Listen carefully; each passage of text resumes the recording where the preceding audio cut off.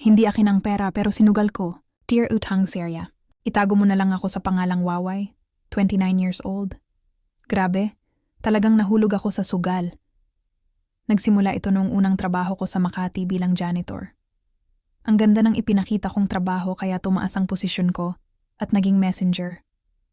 Umabot sa punto na ako na ang nagde-deposit ng lahat ng pera ng kumpanya. Pero maliit lang ang kita, depende sa araw. Nung una, tinalo ko ang 25K.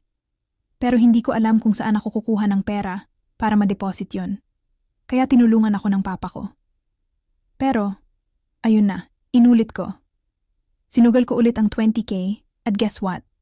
Talo na naman. Siyempre, si papa ulit ang nag-abono. At sa kabila ng lahat, di pa rin ako kontento.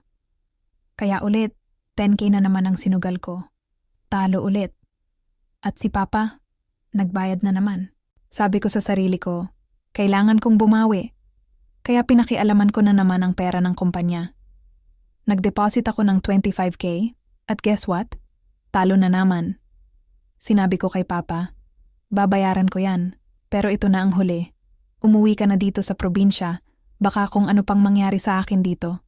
Nakauwi na ako sa probinsya, pero bumalik ako ng Manila dahil nabuntis ko ang GF ko. Nang nanganak siya, ang sahod ko, pinatalo ko na naman sa sugal. Pumunta ako sa hospital, humingi pa ako ng pamasahe kay papa dahil kahit piso, wala ako. At syempre, binigyan pa ako ng 15K ni papa.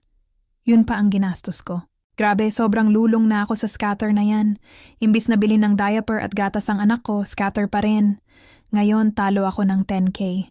Paki-advise naman, ano ang dapat kong gawin para makaalis na sa scatter na yan?